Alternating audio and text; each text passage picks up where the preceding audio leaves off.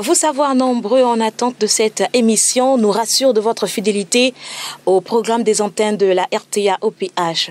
Chers téléspectateurs et auditeurs, bonsoir, que l'Éternel des armées vous bénisse abondamment. Et oui, c'est bien Asla et nous, votre émission de chaque samedi en direct de la RTA-OPH avec le thème « Est-ce que c'est la vérité ?»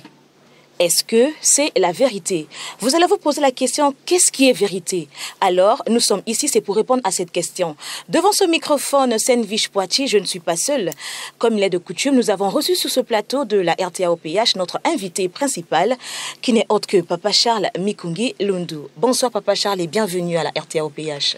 Bonsoir Madame la journaliste, et du fond de mon cœur, j'adresse toute ma reconnaissance aux auditeurs, aux téléspectateurs qui nous ont témoigné des marques de confiance, qui nous ont témoigné leur attachement à cette émission. Et vous savez, la dernière émission qui a conduit sur ce plateau d'éminents hommes de Dieu, le pasteur Dounyama et l'évangéliste Obili, je disais, la dernière émission a suscité un intérêt beaucoup plus particulier, beaucoup plus prononcé de la part des uns et des autres.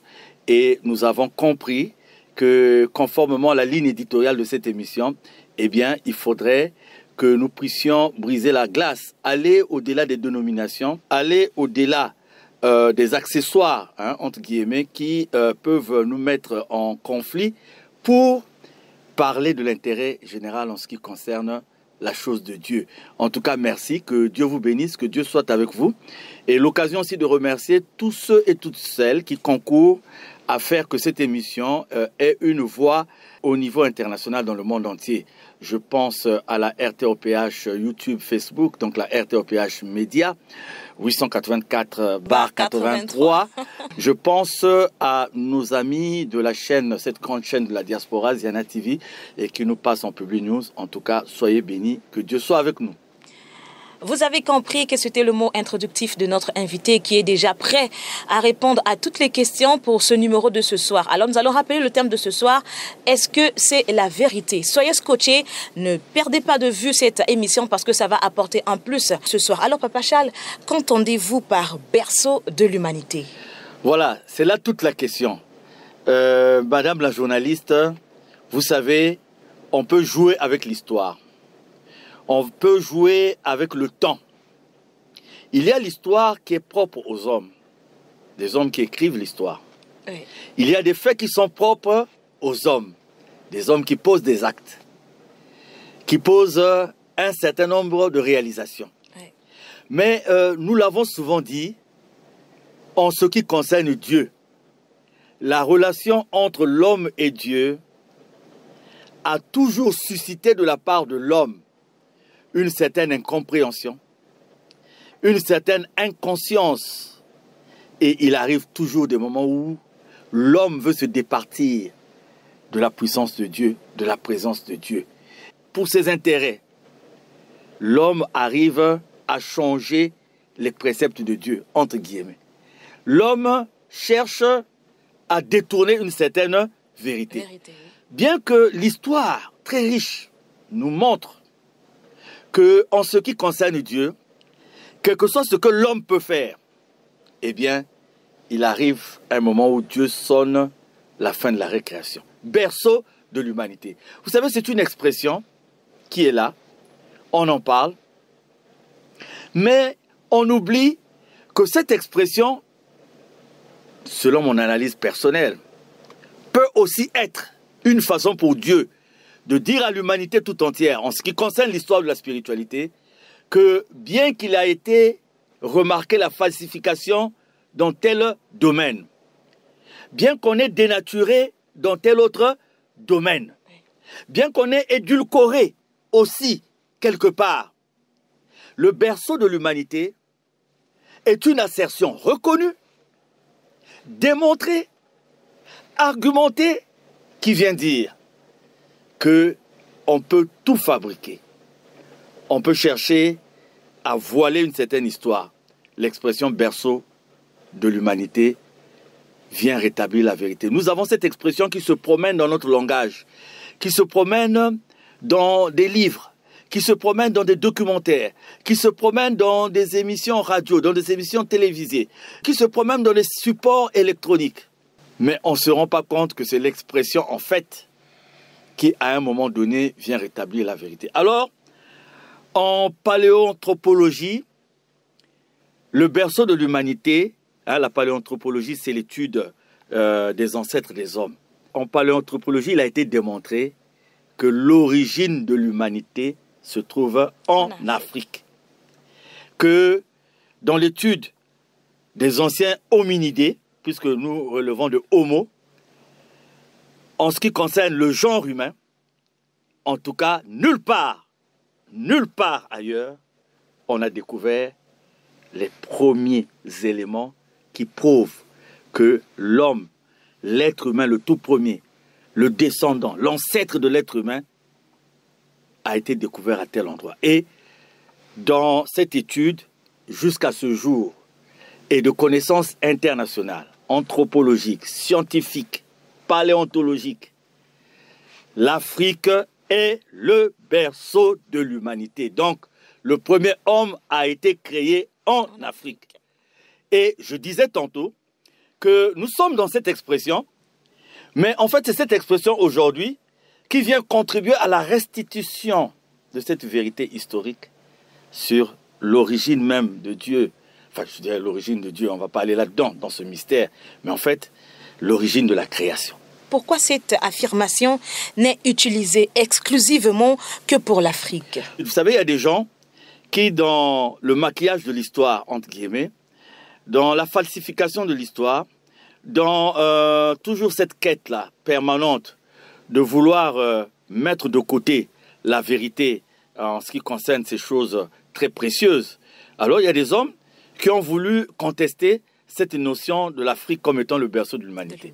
Il y a des études qui ont été menées ça et là, mais c'est des études en vain, parce que la démonstration la plus flagrante, quand bien même les premières découvertes ont été faites de par le passé, nous avons, il n'y a pas longtemps avec Toumaï, au niveau, donc c'est-à-dire quand les gens veulent encore édulcorer les principes de l'histoire, et il y a toujours un fait, et dernièrement avec Toumaï, c'est encore la démonstration la plus vraiment concrète du fait que l'Afrique est le berceau de l'humanité. Et donc cette expression aujourd'hui, de par les études, de par la confirmation, de par la confrontation des arguments, de par la présentation de supports, le berceau de l'humanité n'est attribué qu'à l'Afrique à ce jour. Et la démonstration aussi a été faite par des éminents scientifiques, des paléontologues, des éminents anthropologues, qui ont démontré que, en fait, c'est cette humanité partie de l'Afrique qui a peuplé les autres continents. Donc l'Afrique est le berceau de l'humanité. Et cette expression n'est attribuée qu'à l'Afrique, pas par comme ça de façon gratuite, mais sur des arguments et des études qui sont concrétisées. Pourquoi les révélations de l'éminent tchèque Anta Diop sur l'Égypte sont reliées à l'Afrique en général? Ben voilà, les gens, quand ils parlent de l'Afrique, certainement dans certains ouvrages, on n'a pas identifié le continent africain sous le nom de l'Afrique. On a souvent parlé de l'Égypte, on a parlé de l'Éthiopie. Mais quand on parle de l'Égypte, en fait, on parle de l'Afrique en général. Et il y a aussi, à ce niveau-là, des réalisations, des découvertes. D'ailleurs, les découvertes continuent jusqu'à ce jour en ce qui concerne les pyramides. Et il y a une certaine pensée qui a voulu, là aussi, faire croire que la pensée occidentale qui est présentée depuis un certain temps avait pignon sur rue dans l'histoire de l'Égypte. Et donc, on est allé même jusqu'à contester la race noire des pharaons. On est allé même jusqu'à contester le fait que, parlant de l'Égypte, on parlait de l'Afrique. Mais il y a eu cet Africain Cheikh Anta Diop, qui a connu beaucoup de contestations, d'opposition dans sa progression, dans sa vie scientifique, dans sa vie intellectuelle.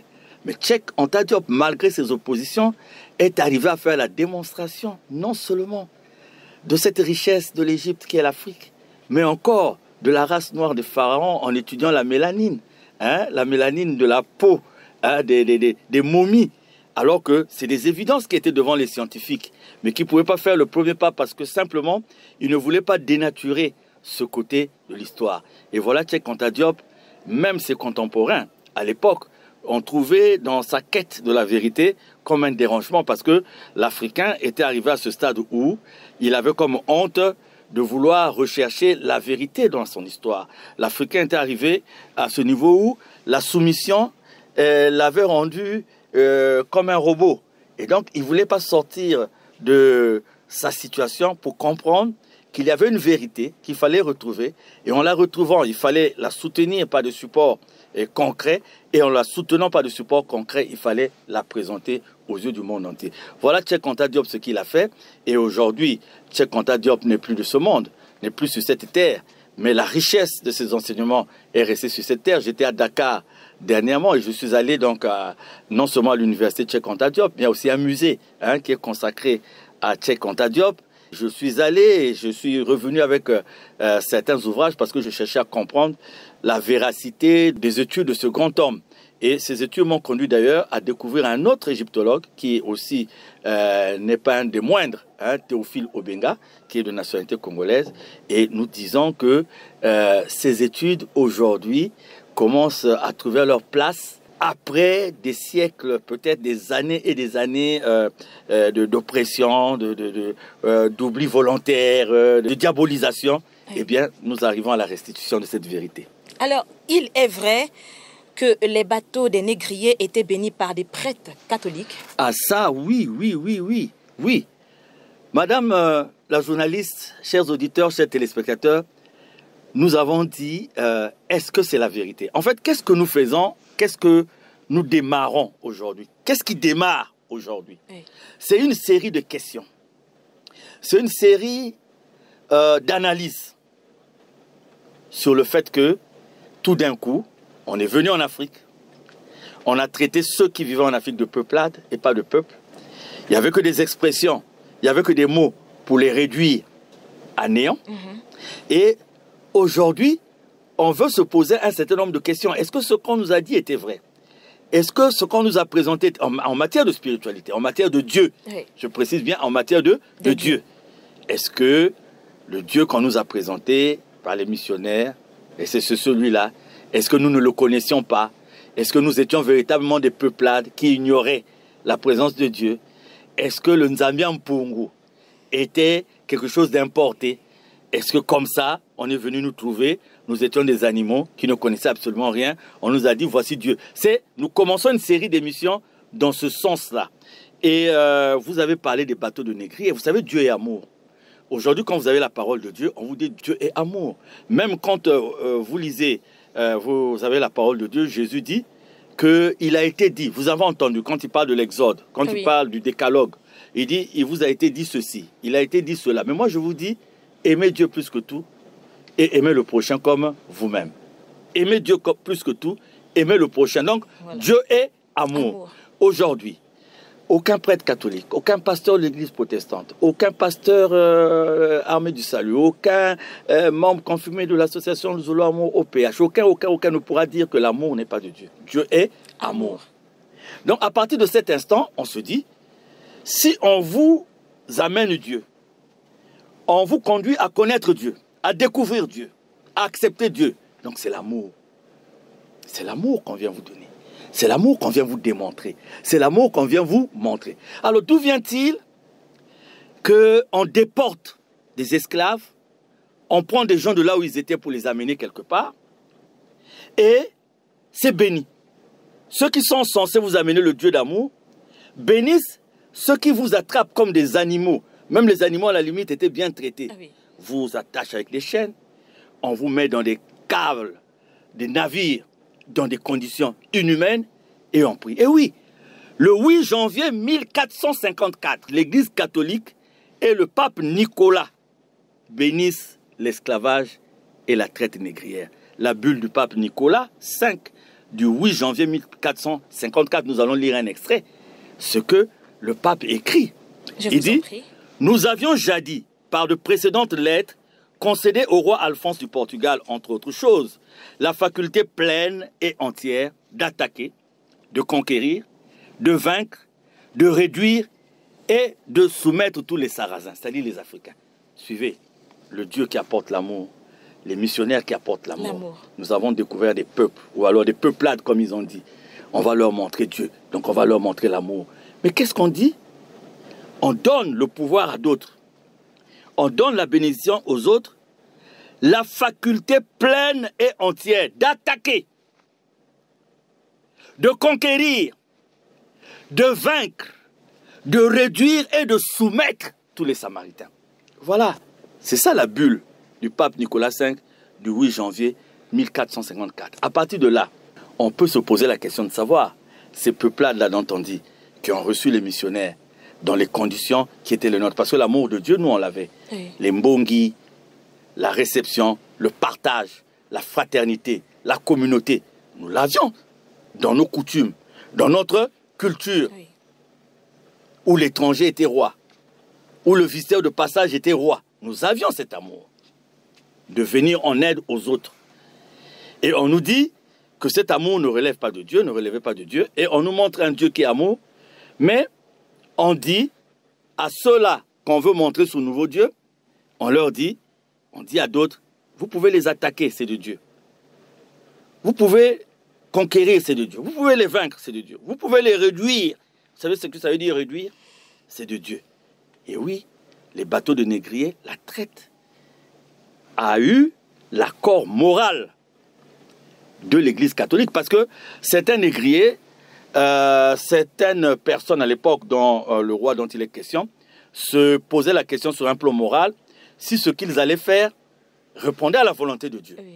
Donc, pour être apaisés sur le plan moral, il fallait qu'ils aient un avis de l'autorité morale chrétienne, en l'occurrence la papauté, donc le pape.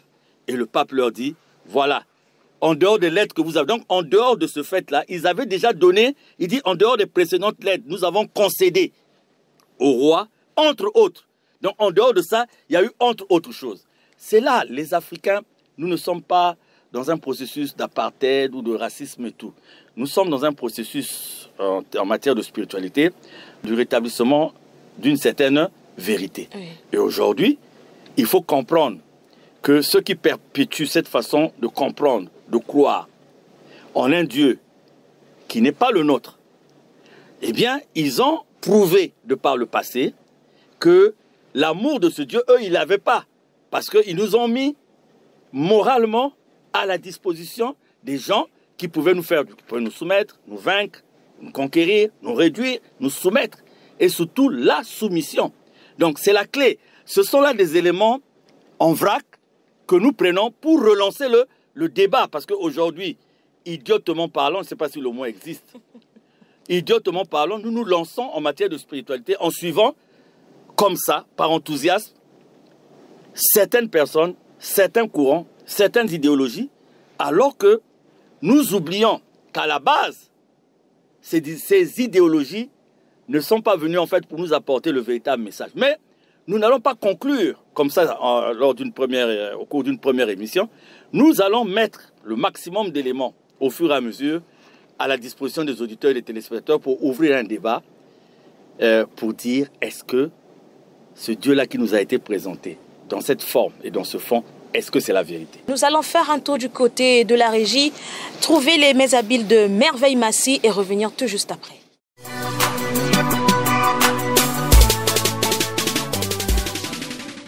Il faudra les décourager et les détacher de tout ce qui pourrait leur donner le courage de nous affronter.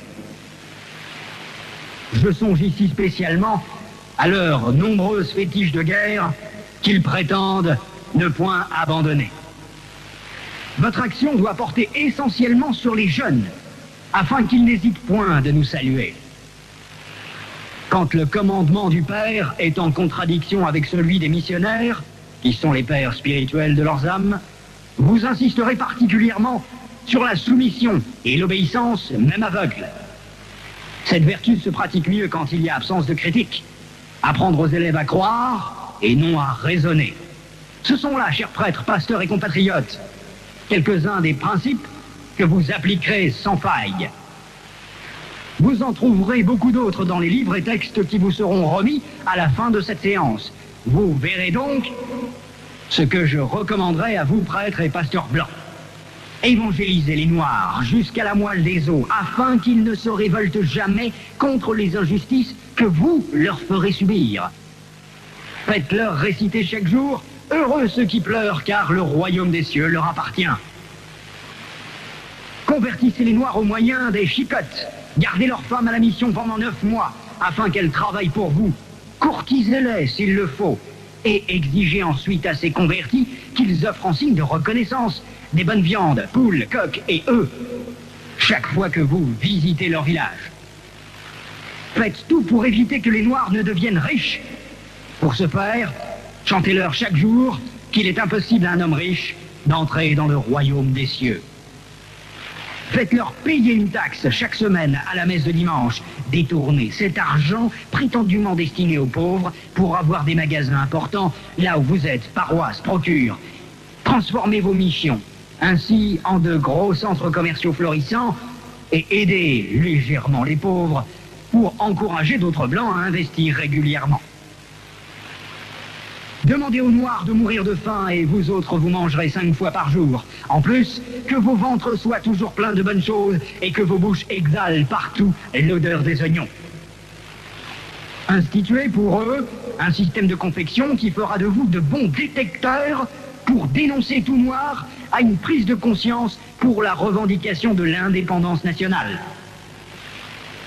Enseignez une doctrine que vous ne mettrez pas en pratique. Et peut-être s'ils vous demandent pourquoi vous comportez-vous contrairement à ce que vous prêchez, répondez-leur, vous les Noirs, suivez ce que nous disons et non ce que nous faisons.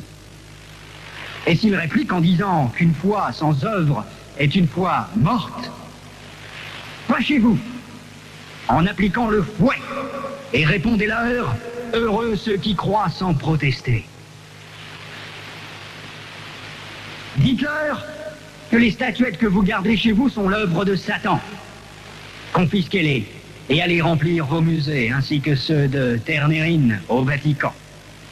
Faites oublier aux Noirs leurs ancêtres, afin qu'ils adorent les vôtres.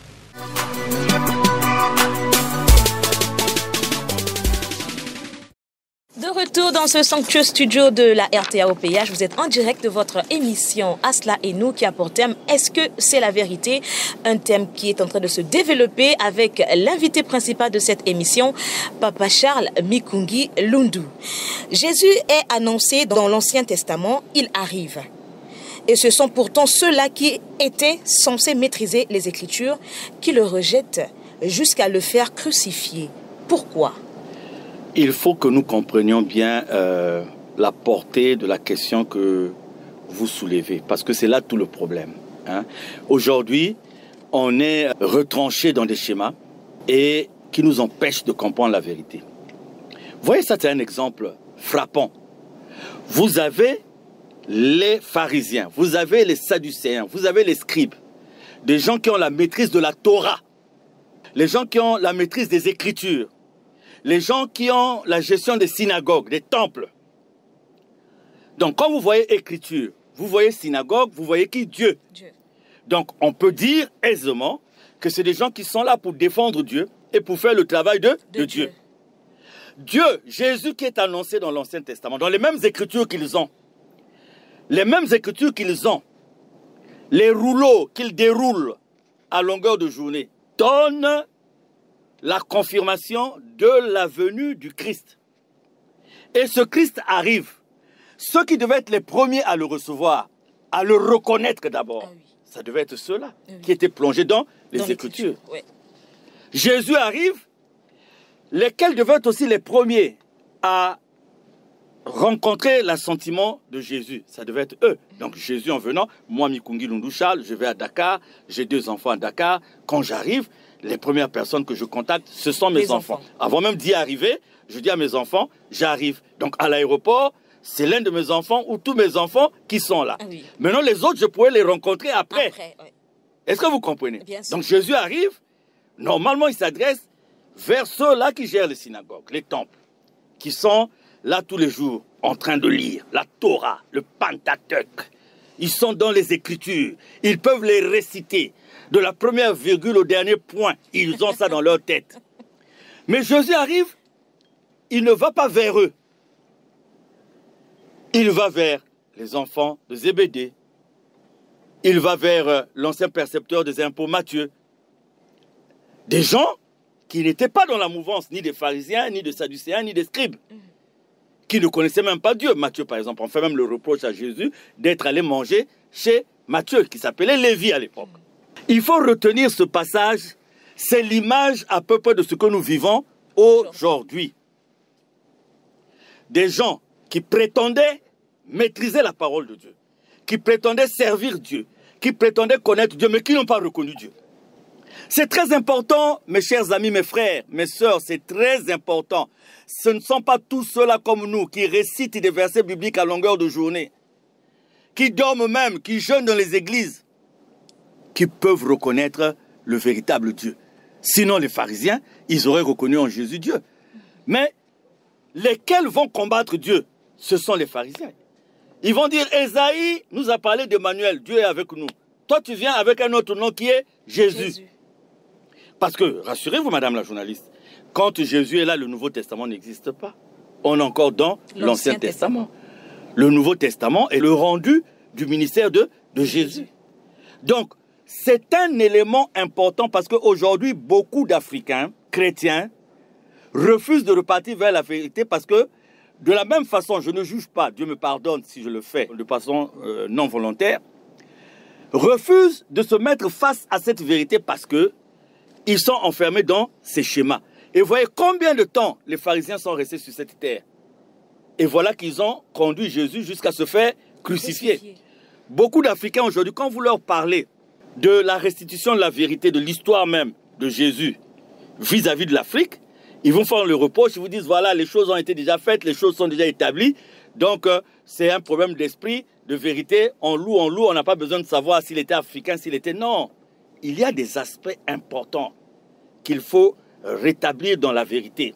Et nous verrons aussi que sur un plan de conscience, d'éveil, sur un plan de développement, sur un plan d'indépendance réelle, ce sont des choses qui vont nous servir. Donc, voilà, c'est comme aujourd'hui, ce n'est pas la connaissance de la parole de Dieu, ce n'est pas la fréquentation assidue des temples qui nous fait reconnaître la présence de Dieu. Sinon, les pharisiens, en face de Dieu, n'allaient pas créer des faux témoignages, n'allez pas lapider, n'allez pas jeter la salive sur Dieu, n'allez pas mettre la couronne d'épines sur Dieu, n'allez pas l'amener sur la croix. Madame la journaliste, ce ne sont pas ceux qui ne connaissaient pas Dieu qui ont conduit Jésus à être crucifié, c'est ceux qui avaient la maîtrise de la parole de Dieu. Et c'est très important dans la compréhension de cette émission de dire que c'est bien de se réveiller chaque matin, de déclamer des versets bibliques, mais ça ne suffit pas. Ce Dieu-là, il faut avoir dans son cœur. Et quand vous l'avez dans son cœur, il vous fait la démonstration de certaines vérités qui sont utiles, non seulement pour l'Église en général, mais pour chacun de nous. Nous connaissons très bien le parcours de Jésus-Christ sur terre. Il a été lapidé, on a craché sur lui, il a été crucifié. Mais aujourd'hui, toutefois, tout le monde prie au nom de Jésus. Mais voilà, c'est ça. Ce Jésus qui pendant longtemps a été rejeté, aujourd'hui, dites du mal de Jésus quelque part, on va vous dire blasphème. Bien sûr. Mais c'est le même Jésus qu'on n'a pas accepté. Pendant des siècles et des siècles, on ne l'a pas accepté. Aujourd'hui, on l'accepte. Mais il y a un problème là aussi, madame. Est-ce qu'on l'accepte en esprit et en vérité? Est-ce qu'on n'a pas trouvé une autre façon d'être toujours des pharisiens, une autre façon d'être toujours des scribes, une autre façon d'être toujours des sadducéens, mais en utilisant le nom de Jésus? C'est-à-dire que tout le monde s'est contenté de mettre le nom de Jésus devant. L'essentiel est qu'on le prononce. L'essentiel est qu'on le dit, mais derrière, on fait autre chose. Est-ce que l'héritage de Jésus aujourd'hui répond au constat qu'on fait de la religion de l'Église aujourd'hui? Est-ce que la volonté primaire de Jésus est exprimée dans l'expression des églises de confession religieuse qui se réclament de Jésus aujourd'hui? Est-ce que le monde n'a pas vaincu l'Église et à partir de cet instant, on a juste pris le nom de Jésus on l'a mis devant. Mais on ne fait pas ce que Jésus a demandé. Et on croit qu'on est en train de glorifier Jésus. On croit qu'on est en train de louer Jésus, mais on n'est pas dans sa volonté. Et ça fait plaisir au monde mystique. Ça fait plaisir au monde de l'ésotérisme qui, une fois de plus, a gagné, a vaincu l'Église et qui utilise le nom de Jésus simplement comme un slogan. Le judaïsme attend toujours l'arrivée du Messie. Le Nouveau Testament actuel n'est donc d'aucune utilité pour eux. Est-ce que c'est la vérité tout ce qui nous a été dit? Voilà, ça ce sont des éléments. On a commencé par le berceau de l'humanité. Oui. Aujourd'hui, on arrive à un autre fait. Il y a des gens qui n'ont pas atteint le niveau, l'étape du christianisme, qui sont restés au judaïsme. Mais les Juifs parlent du même Dieu, le Dieu d'Abraham, d'Isaac et de Jacob, le même Dieu. Mais ils ne reconnaissent pas Jésus comme étant le Messie. Ils attendent encore l'arrivée du Messie.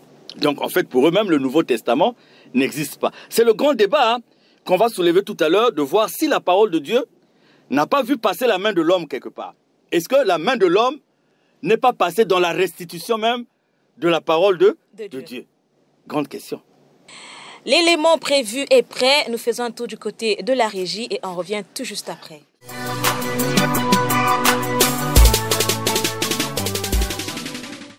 Nos enfants, nous leur montrons un Christ blanc, nous leur montrons des anges blancs. Et quand nous parlons de Dieu, nous pensons même déjà, nous l'avons déjà coloré en blanc.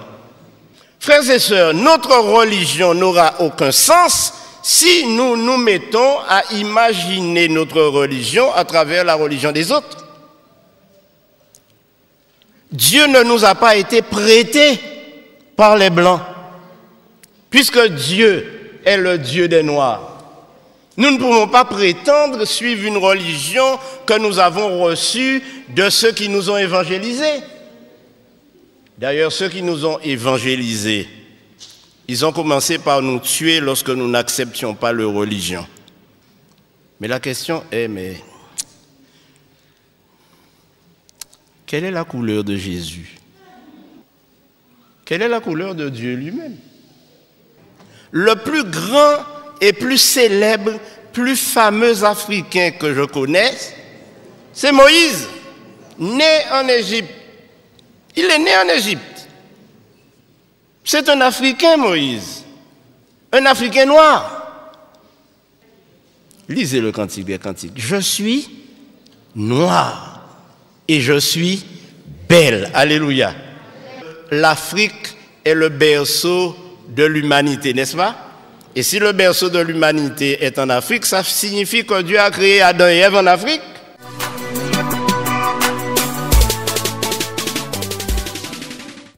Merci Merveille Massy pour cet élément. Alors poursuivons notre émission. Pouvez-vous nous parler du Concile de Nice? Aujourd'hui, quand vous parlez de la Bible, c'est le livre sacré. Nous sommes tout à fait d'accord. Vous savez, il faut petit à petit démonter un certain nombre de conceptions. La Bible, elle est là. C'est la parole de Dieu. Je ne conteste pas. C'est véritablement la parole de Dieu. Oui. Mais est-ce que dans l'élaboration de la Bible, la main de l'homme n'est pas passée pour soustraire de la Bible d'autres vérités qui sont directement liées à Dieu? C'est ça la grande question. Nous avons la Bible, c'est vrai. Et quand vous lisez la Bible, vous vous rendez compte que ce ne sont pas des hommes. C'est-à-dire que ça va au-delà de l'intelligence de l'homme. Oui. Ça va au-delà de la sagesse de l'homme. Donc même la littérature la plus concrète, vous la retrouvez dans la Bible. En forme de style, la forme, le vocabulaire, grammaire. Vous trouvez dans la Bible un tout. Et vous comprenez qu'il y a la main de Dieu. Mais est-ce qu'à un moment donné, l'homme, pour la satisfaction des intérêts personnels liés à l'imposition d'une certaine vérité, qui n'est pas totale en fait, est-ce que l'homme n'est pas passé aussi par là pour mettre de côté un certain nombre de choses qui, par exemple, peuvent sous-entendre que l'Afrique, comme ils ont dit, les Africains n'ont jamais connu Dieu, Dieu n'a jamais été en Afrique, etc., etc. Donc, le Concile de Nicée se retrouve pour l'unicité de l'Église, c'est je crois le 20 mai 325, sous l'empereur Constantin. Et donc, l'Église se retrouve pour l'unicité de l'Église, l'unité de l'Église, plutôt l'unicité de la doctrine. Et c'est pendant ce concile qu'on adopte les évangiles. les évangiles que vous avez, dans la forme et tout. Donc, c'est une façon de dire que si l'inspiration est venue dans ceux qui ont écrit, la retranscription a été faite par les hommes. Le concile de Nicée est un témoignage. Et quand vous allez un peu plus loin, dans les années 70, nous avons eu la traduction œcuménique de la Bible. Oui. C'est récent. Oui. Où les gens ont eu à réécrire. Ils sont partis du livre de Romains qui semblait être un peu plus difficile. Et ils ont réécrit. Ce sont des hommes qui ont réécrit. Donc c'est une précision très importante parce que ça rejoint ce qui est dit de nos jours où Dieu dit ceci, que du temps de l'Esprit, du ministère de l'Esprit, il va graver sa parole dans le cœur des uns et des autres. La parole qui est gravée dans le cœur des uns et des autres est une parole qui n'est pas écrite par les hommes, mais c'est une parole qui vient directement de Dieu. C'est la parole que Paul, Saul de Tarse, reçoit sur le chemin de Damas. Les disciples ont été avec Christ, ont vu Christ, ils ont écouté Christ. Mais certains sont allés dans cette partie charnelle de la relation avec Christ pour avoir un peu de perte dans la marche de leur foi.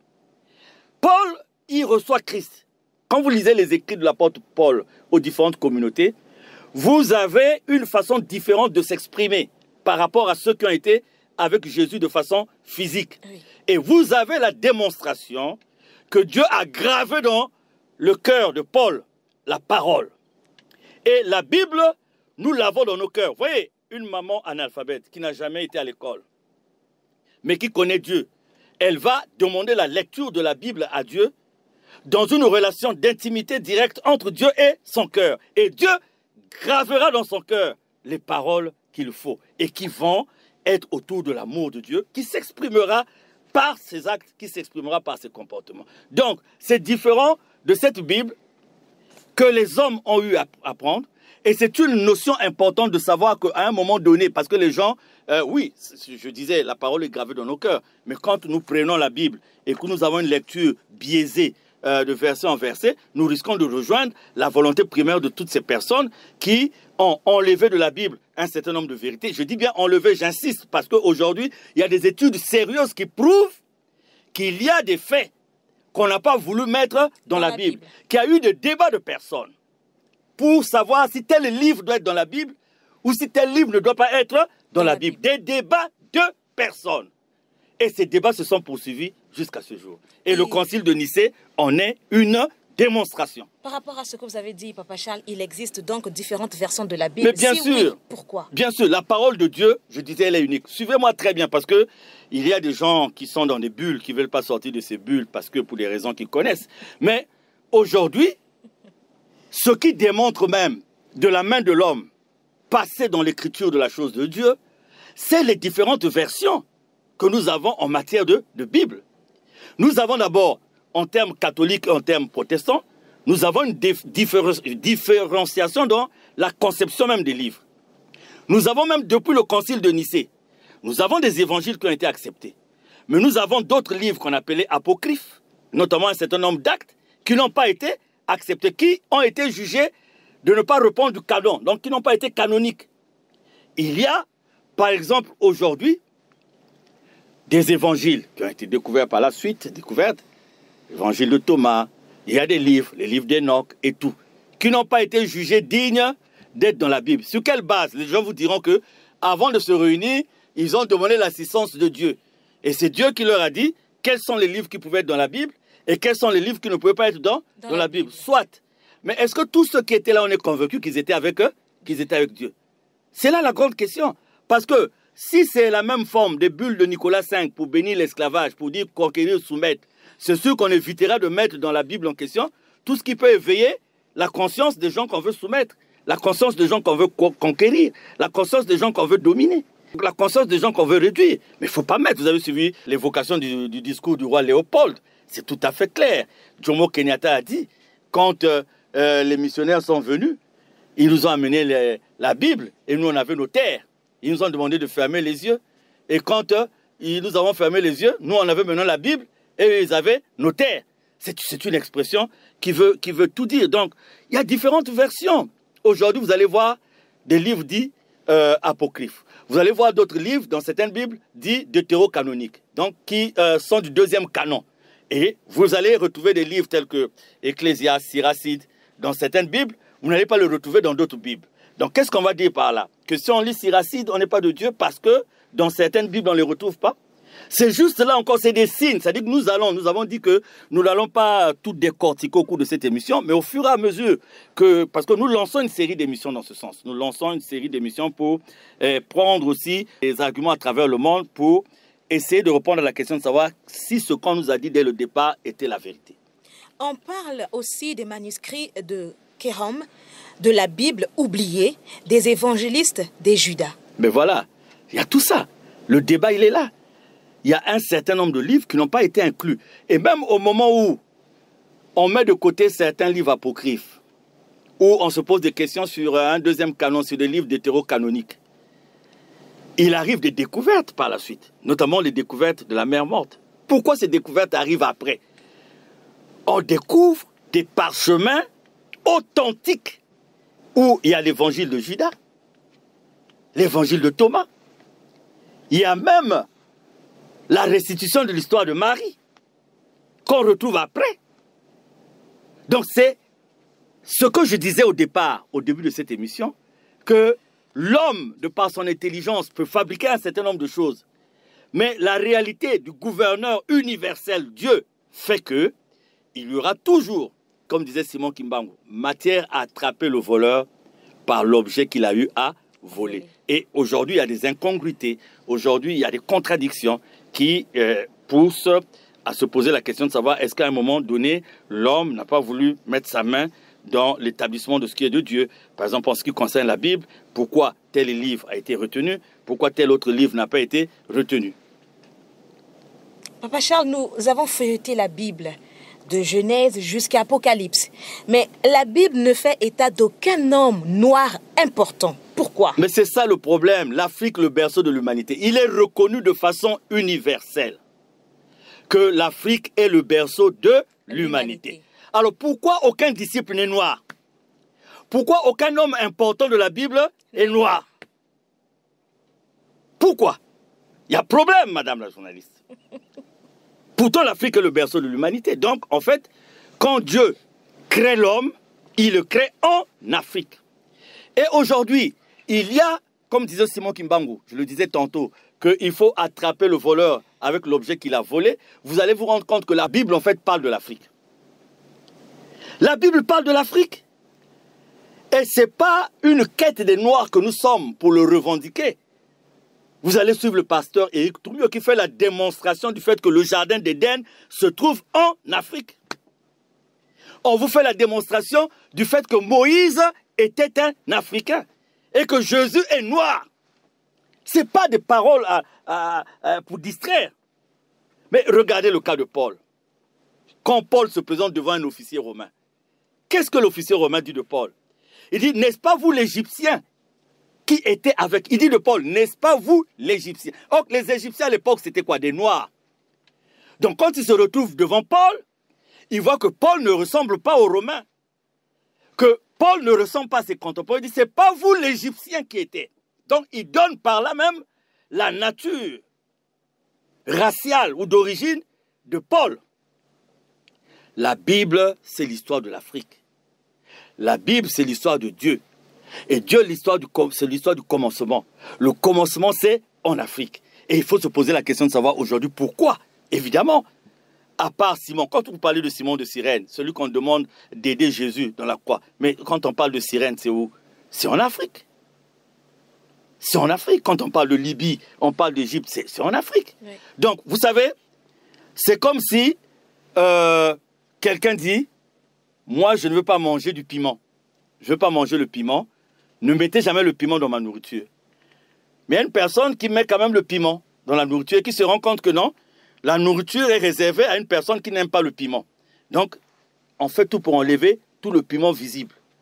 On fait tout pour enlever tout le piment visible. On ajoute un peu de soupe aussi pour que ça ne soit pas pimenté. Mais celui qui va manger, il va se rendre compte qu'il y avait du piment dans cette nourriture. Le piment est passé par là. C'est comme on a soustrait, mais on a laissé des évidences. on a laissé des faits concrets qui démontrent que malgré le fait que vous avez enlevé, malgré le fait que vous avez voulu soustraire, eh bien, regardez, quand Jésus et ses parents veulent se réfugier, vous savez, le meilleur refuge, c'est chez soi. Ils repartent où? En Égypte. Et il y a beaucoup de faits. Le pasteur antillais que nous avons suivi tout à l'heure en parle. Éric Toumi en parle. Et ça, l'émission ne suffit pas pour mettre tous les supports qui sont disponibles, qui viennent faire la démonstration du fait que la Bible, c'est une histoire de l'Afrique. Et curieusement, le peu de temps qu'on parle de Noirs, on parle des Kémites, on parle des Noirs, on parle dans le mauvais sens. C'est pour ça qu'on donne même à Satan la couleur noire. C'est-à-dire le diable est noir, la queue du diable c'est noir, Lucifer et tout. Dans quelle intention? That's the question, auraient dit les Anglais. Alors, Papa Charles, la même Bible fait aussi silence sur plusieurs années de la vie de Jésus-Christ sur terre. Pourquoi? Voilà, je vous parlais des indications, madame. C'est-à-dire que quand vous avez un corps entier et que vous voulez le rendre entier en enlevant des parties importantes, eh bien, on s'en rend compte tout de suite. Vous savez, quand je suivais un éminent journaliste à RTA-OPH, Ephraim Kassonga, qui disait ce matin qu'il y a comme ça des gens sur le jeu des hormones, vous pouvez chercher à avoir un peu plus de féminité ou à aller du côté masculin et tout. Vous savez, dans cette quête, vous pouvez atteindre un peu ce que vous allez croire être la perfection. Mais en fait, la nature vous ramènera toujours à certains éléments que vous ne pourrez pas changer. Parce que vous avez voulu être femme, c'est dans vos droits. Vous avez fait tous les efforts, tout ce qu'il faut. Vous êtes passé par la chirurgie, vous êtes passé par ceci. Mais le connaisseur, il trouvera toujours quelque chose qui va vous ramener à ce que vous étiez d'origine. Donc, vous savez, la Bible, on a pris Jésus. Et moi, je me dis, c'est pas seulement moi. Il y a des millions de personnes qui ont pensé que certains livres n'étaient pas validés. Certains livres étaient interdits pour une première raison, c'est-à-dire qu'il ne fallait pas montrer l'humain de Jésus. Il ne fallait pas montrer l'humain de Jésus parce que l'humain amène vers la faiblesse, l'humain amène vers le péché. Et ça, nous avons des ouvrages qui parlent de ces débats qu'il y a eu entre traducteurs de la Bible pour défendre à l'humanité d'être au courant de l'humanité de Jésus. De l'humanité de Jésus. Vous avez sa famille, vous avez sa vie sentimentale. Écoutez, on appelait Jésus rabbi. Dans la culture juive, ne pouvait être rabbi qu'un homme marié. Donc si Jésus était rabbi, il y a une vie sentimentale quelque part. Il y a une vie familiale quelque part. Regardez les noces de Canan, le premier miracle dont on parle dans la Bible. La transformation de l'eau en vin. Madame la journaliste, vous êtes invitée. Vous allez à un mariage et on se rend compte qu'il n'y a pas le vin. Et votre maman a vous l'inviter. Vous l'invitez, votre maman, donc qui n'a rien à voir, parce que si vous déjà vous êtes invité, votre maman est peut-être invitée aussi. Parce que moi, si ma mère organise une fête, si mon frère organise une fête, il ne m'invite pas. C'est ma fête. Je viens parce que c'est notre fête. Mon frère, mon cadet, ma grande sœur, ma mère organisent une fête. Nous sommes même dans la commission. Nous sommes dans la mouvance de la fête. Donc, vous êtes invité et votre mère vient vous dire, comme ça, sans raison, qu'il n'y a plus de vin. Ne peut se préoccuper de ce genre de détails importants que ceux qui sont dans l'organisation du mariage ou ceux qui sont concernés par le mariage. Voyez-vous? Et on vient, on dit à Jésus, et Jésus transforme l'eau en vin. Qui était Jésus au cours de ce mariage? Un simple invité? That's the question. Donc, vous voyez, vous allez retrouver beaucoup de ponts de la Bible qui poussent à poser des questions. Vous sentez qu'il y avait quelque chose là et qu'on a enlevé. Donc, la vie sentimentale, sa façon d'être, une bonne partie de Jésus, vous savez, il se perd pendant un certain nombre d'années et paf, on a la naissance. On l'a au temple à 12 ans. À un moment donné, blackout. Blackout pour le retrouver à la crucifixion. Pourquoi? Parce qu'il fallait préserver les pages, le volume de la Bible. Mais écoutez, il y a des livres dans l'Ancien Testament, un roi, chronique, qui s'étale sur des pages et des pages. Mais pour Dieu, pourquoi fallait-il réduire les évangiles à une portion congrue, sans raison? C'est le grand problème. Donc, vous allez voir que même Jésus, dans ce temps mort-là, dans les manuscrits de la mer morte, dans les apocryphes, dans certains autres livres, vous allez retrouver que les gens parlent de Marie, parlent de cette vie de Jésus. La plupart des évangiles qui ont été refoulés, c'est des évangiles qui donnent la nature même de Jésus. La nature exacte de Jésus. L'origine exacte de Jésus. Il fallait les enlever.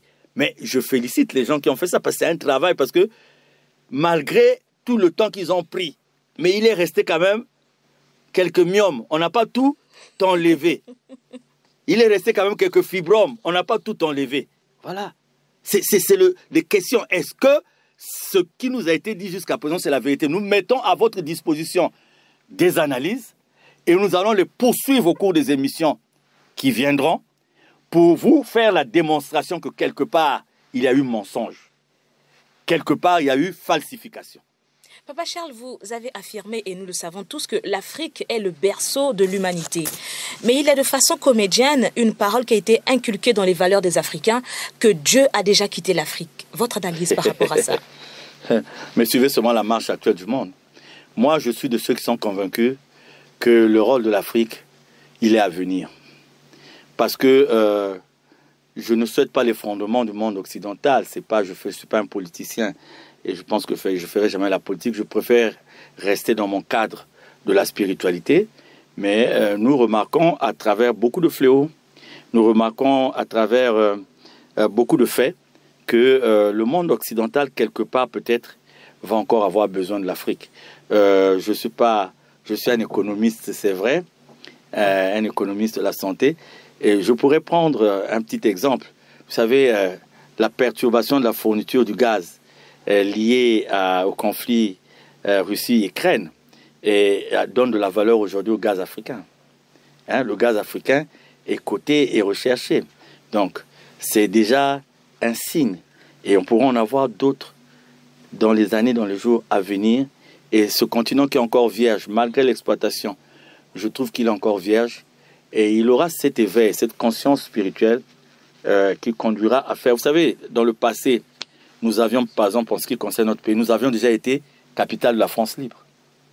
Donc, nous étions capitale de la France, à des kilomètres et des kilomètres, au moment où la France était dans une situation connue. Donc, Dieu a quitté l'Afrique, je ne pense pas. On a voulu faire quitter Dieu de l'Afrique en force, mais on parlera d'un autre événement qu'il y a eu ici au Congo-Brazzaville, qui concerne l'étoile de David. On ne parlera de façon succincte. Ça, ce sont des éléments. Nous ouvrons un débat et nous irons, comme on dit en anglais, gradually, little by little. Donc, petit à petit, nous arriverons là. Quelques minutes nous séparent de la fin de cette émission, mais avant d'y arriver, nous allons faire un tour du côté de la baie vitrée, suivre cet élément et revenir tout juste après.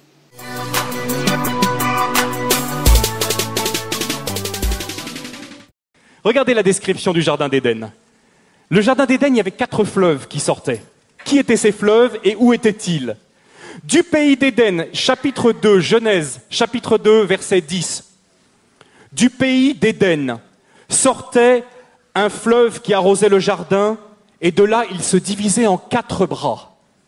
Le premier, c'est le Pishon. Il contourne tout le pays de Havila, au sol gorgé d'or et excellente qualité. Le deuxième fleuve s'appelait Gihon. Il parcourt toute l'Éthiopie, ou dans certaines versions, le pays de Couche. Le jardin d'Éden, ce n'était pas le jardin qui est derrière la cour de la maison. Hein. Le jardin d'Éden, c'est un jardin immense qui couvrait plusieurs pays, dont l'Éthiopie. La Bible parle de l'Afrique. La Bible parle énormément de l'Afrique, et je sais que cette déclaration, ce matin, va sembler assez étrange, parce que souvent, nous oublions que la Bible parle de l'Afrique. Donc toute l'Afrique, presque, se retrouvait à Couche, Mitzraïm ou Pouth. Et, à la surprise générale pour certains, c'était des pays noirs. À l'époque, c'était des pays noirs. Vous savez, souvent, quand on pense à l'Égypte, on ne pense pas à l'Égypte comme un pays noir, n'est-ce pas? Toutes les recherches historiques ont montré qu'à l'époque de Moïse, ont montré qu'à l'époque biblique, l'Afrique était un pays noir. Et d'ailleurs, il suffit de regarder les hiéroglyphes.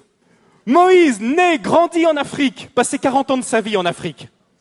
À l'époque de Moïse et au temps biblique, l'Afrique, c'était pas du tout ça. D'abord, l'Égypte était la première puissance économique du monde. Est-ce que vous savez que pendant plus de 1000 ans, c'est l'Égypte qui a nourri tout le bassin méditerranéen par son blé?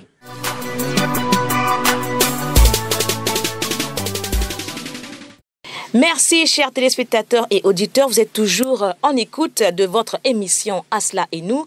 Vous êtes en direct du studio de la RTA OPH. Avant de finir, Papa Charles, pourquoi est-il utile, selon vous, de restaurer la vérité, la véritable histoire de Dieu dans ce sens? Vous savez, aujourd'hui, nos amis en Israël ont tiré les leçons de la Shoah. Et on voit un peu ce caractère qu'ils ont d'être très assis sur leur sécurité, sur leur culture, sur leur civilisation, et d'être allergiques à tout ce qui peut rappeler toute forme de la Shoah. On appelle ça une prise de conscience. Et quand il y a une prise de conscience, dans les faits, il y a une démonstration. Vous savez, l'acculturation est un mal et qui peut anéantir tous les efforts qu'on peut faire. Aujourd'hui, je vais prendre un exemple que j'ai l'habitude de prendre. Madame la journaliste, on nous a fait la démonstration qu'en fait, Christophe Colomb n'a pas été le premier à avoir découvert les Amériques.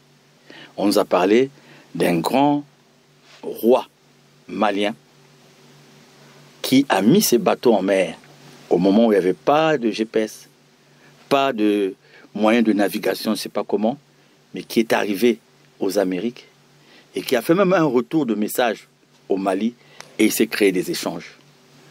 Nous avons nos grands-pères, pour ne pas aller dans les ancêtres parce que c'est récent. Et nous en avons encore aujourd'hui, quand vous allez dans les fleuves, dans le nord du pays, des gens qui font des heures et des heures de navigation, sans boussole, sans GPS, qui vont, qui viennent, sans problème. Alors, vous pouvez leur donner des diplômes de navigation de la marine. Vous pouvez leur donner des diplômes de pilote. Mais on vous dira non. Pourquoi? Parce qu'ils n'ont pas fait l'école des Blancs. Pourquoi? Parce qu'ils ne répondent pas aux critères des Blancs. Mais pourtant, c'est des marins. Mais si on avait développé ce côté-là, on aurait des marins à nous. On va vous parler des villages entiers où pendant des années, il n'y a pas eu de césarienne, parce qu'ils pouvaient faire la césarienne. Ah oui. Mais il n'y a pas eu des morts, il y a eu des femmes qui ont mis au monde de façon normale. Pourquoi? Il y a une médecine qui était là pour leur dire que pendant la grossesse, on parlait des interdits pendant la grossesse. Mais les gens se disaient que ces interdits-là, c'était une forme d'animisme. Mais non. Mais ces interdits étaient parfois, dans le cadre de l'alimentation, ne pas consommer ce qui pouvait mettre l'organisme de la mère en défaillance par rapport à la gestation. Et nous avons eu un certain nombre d'interdits qui simplement préparaient la maman à accoucher dans de bonnes conditions. Mais les accoucheuses là, du village, on pouvait leur donner des diplômes de sage-femme. Mais on va dire qu'elles ne sont pas des sages-femmes. Pourquoi? Parce qu'elles n'ont pas fait l'école des Blancs. Des Blancs. Ces femmes-là, on pouvait leur donner le diplôme de nutritionniste. Parce qu'il n'y avait pas de cancer. Il y avait une alimentation équilibrée. Parce que vivant de cueillette, de chasse et d'agriculture, on savait comment, jusqu'à présent, en Afrique de l'Ouest, il y a dans l'alimentation des sociétés qui mangent équilibré. Et on ne voit pas certaines pathologies qu'on voit ailleurs où on a fait rentrer la malbouffe. On ne les appelle pas les nutritionnistes parce qu'ils ne sont pas allés à l'école des Blancs. Nous avons les grandes armées de l'histoire de ce monde qui sont des armées africaines. Mais aujourd'hui, l'Africain est obligé d'aller à l'école de guerre quelque part parce qu'il a été mis dans une culture où forcément, il doit apprendre. Alors que nous avions tout ça. Donc, vous savez, c'est très important d'avoir cet éveil spirituel. C'est très, très, très important. Aujourd'hui, nos amis chinois, le fait d'avoir conservé la médecine traditionnelle chinoise, un certain nombre, j'ai vu sur la route, c'est à travers les Chinois que j'ai appris ce qu'on pouvait faire avec le bambou. Qu'on pouvait même, à un moment donné, remplacer le fer à béton par le bambou. Je l'ai vu là dans le Mayon. Mais le bambou, c'est une richesse que nous avons. Et nous avons essayé de faire quelque chose à Mvouti avec le bambou. Donc, C'est très important. Parce que quand vous êtes amené de force dans une culture et que vous avez laissé la vôtre de côté, mais c'est un asservissement grave. Aujourd'hui, le sage du Mbongi qui règle, ou le Kani qui règle des grands problèmes. Le Kani qui est investi d'une sagesse.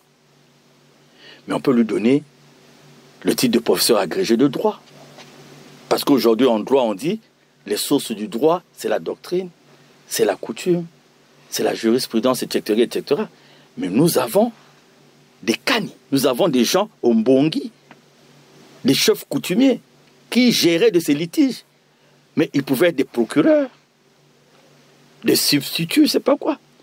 Mais on dit non, ils n'ont pas fait le droit. Donc ils ne peuvent pas être ceci. Donc on a réduit dans l'analphabétisme, entre guillemets, des gens qui étaient instruits. Mais comme leur instruction ne répond pas de la culture des autres, on a fait de ce qu'ils sont. Et aujourd'hui, la dépendance tient du fait que nous avons tout lié à cette culture-là. Nous avons tout lié à cette culture. Même la prière, même Dieu. Dieu est importé. Et comment voulez-vous qu'on soit dans la sérénité de ce qui doit nous guider dans ce que nous devons faire? Donc c'est impérieux. Le rétablissement de cette vérité est nécessaire. Parce que ça va bousculer les consciences et nous permettre de mettre en avant cette identité. Et le plan, le premier, où cette identité doit être mise en avant, c'est la spiritualité, c'est Dieu. Papa Charles, pourquoi les grands Africains qui se sont levés pour revendiquer cette vérité ont toujours été combattus à mort? Voilà, on nous a amené un Dieu amour. Et le pape Nicolas V prend une bulle pour dire, vous pouvez amener les gens en esclavage. Et quand Kipavita se lève, quand Simon Kimbangu se lève, quand Guillemille Loufa Setukwabo se lève, parce que c'est la même portée du message. Pourtant, qu'est-ce qu'il disait? Il restituait la vérité. Mais pourquoi ils ont subi tout ça? Mais c'est une confirmation de ce fait que depuis longtemps, il ne faut pas que cette africanité s'exprime. Parce que le discours du roi Léopold est là. Parce que la bulle de Nicolas, qu'est-ce que l'Église catholique avait à gagner à soutenir l'esclavage? C'était gratuit. C'était gratuit, je ne pense pas. Alors pourquoi les chrétiens africains ne veulent pas de cette restauration? Mais c'est ce que c'est la culturation, non? Simplement. Quand vous avez des gens le dimanche qui vendent le porc dans les quartiers, vous allez trouver beaucoup de gens qui ne vont pas acheter. Ils vont dire qu'ils préfèrent aller acheter dans les supermarchés. On a vendu la viande de porc dans les supermarchés. Ils viennent acheter chez nous, dans nos fermes. Ils les conditionnent. Et on met le sachet côte de porc de Bourgogne. Mais la viande n'est jamais arrivée en Bourgogne, c'est à Pita, c'est à Ngoyo, c'est à Fouta. C'est à Mvouti. À Mvouti. Mais les gens vont préférer aller acheter au supermarché. C'est ce que nous sommes. C'est ce que nous sommes. Même si on revendique le bio aujourd'hui. Mais voilà, donc, même dans la prière, les gens ne veulent pas écouter de l'Afrique quelque part, parce qu'ils sont déjà dans ces schémas-là, et ils préfèrent. C'est vrai, Dieu est esprit. Et ceux qui veulent l'adorer doivent l'adorer en esprit, en vérité. Mais remettons la question dans l'autre sens. Pourquoi ceux qui l'ont fait l'ont fait? C'est parce que c'est quand on se pose cette question et qu'on tente d'imaginer les réponses qu'on comprend que nous aussi, restituer cette vérité est très importante. Et malheureusement, nous sommes nous-mêmes à l'origine de ça aussi parce que nous continuons de croire que nous n'avons jamais connu Dieu, que Dieu n'a jamais rien eu en Afrique, que Dieu n'a rien à faire avec l'Afrique. Mais je crois que dans le cadre de l'évolution actuelle du monde, on regrettera tous ces frères, toutes ces sœurs qui ont fait la traversée de la Méditerranée pour aller chercher le bonheur quelque part, parce que nous l'avons ce bonheur en Afrique. Nous l'avons véritablement. Et l'Afrique est le berceau de l'humanité, et l'Afrique est l'Afrique de Dieu. Votre analyse personnelle pour terminer, Papa Charles. Merci à tous ceux et toutes celles qui accordent une importance à ce débat. Et nous allons revenir, nous avons deux promesses en ce qui concerne Asla et nous. Nous avions ce débat au-delà des dénominations que nous avons commencé avec le pasteur Ndunyama et le pasteur Obili. Et nous avons cette quête de la vérité, de comprendre ce qui s'est passé en matière de spiritualité. Donc nous allons naviguer entre d'une émission à une autre, nous allons naviguer entre les deux thèmes pour contenter tout le monde. Mais toujours est-il que c'est un débat que nous lançons. Nous avons besoin des contributions des uns et des autres. Nous ne disons pas que nous sommes propriétaires de la vérité. Nous disons que nous lançons un débat pour lequel nous voulons les contributions des uns et des autres. Voilà. La marginalisation de la conscience des Africains était une série à plusieurs épisodes. La morale de l'histoire, c'est que, après la pluie, vient le beau temps. À chaque chose à son temps. Il est donc l'heure à sonner pour l'Afrique de se mettre debout. Nous allons utiliser les paroles de ce pasteur qui disait « Dieu ne nous a pas été prêté par les Blancs, vu qu'il est le Dieu des Noirs. » Merci, Papa Charles, de toujours répondre à nos questions. En tout cas, l'émission de ce soir était riche en réponses. J'espère que vous avez pris note. On se fixe rendez-vous pour un prochain numéro. La même fréquence, le même numéro, la même émission. Devant ce microphone, Senvish Poiti, est-ce que c'est la vérité? C'était le thème de ce soir. Un grand merci à vous. Que Dieu vous bénisse. Au revoir.